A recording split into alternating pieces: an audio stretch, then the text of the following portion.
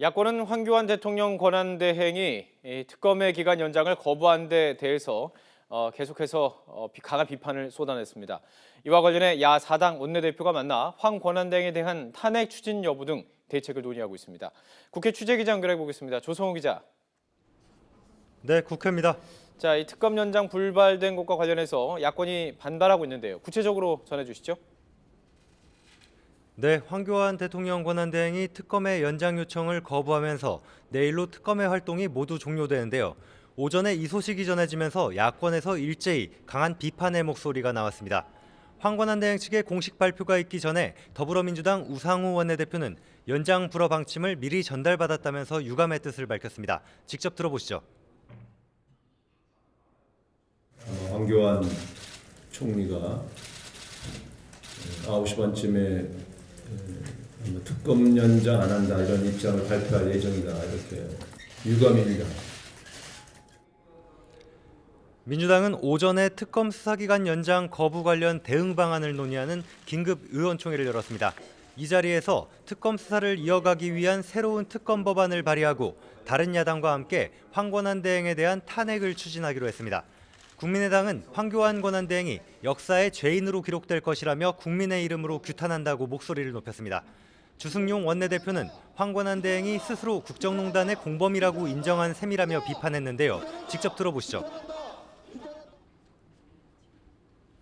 법무부 장관에서 국무총리까지 영전시켜준 박근혜 대통령에게 제대로 은혜를 갚은 것입니다.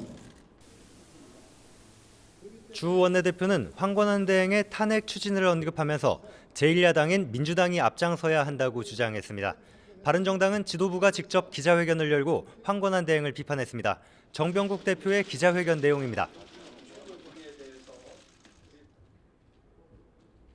국정농단 사태의 진실 규명을 바라는 국민의 뜻을 무시한 그야말로 대통령 권한대행의 독재적 결정이라 하지 않을 수 없습니다. 반면 여당인 자유한국당의 정우택 원내대표는 황 권한대행이 국익과 국가를 위한 단호한 결론을 내린 결과를 존중하겠다고 밝혔습니다. 들어보시겠습니다.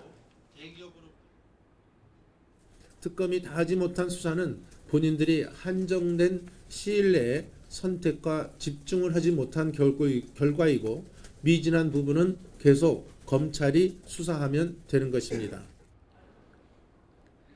민주당과 국민의당, 바른정당, 정의당 등 야4당 원내대표가 황 권한대행의 특검 수사기간 연장 요청 불승인과 관련한 대책을 논의하기 위해 11시부터 회동했는데요.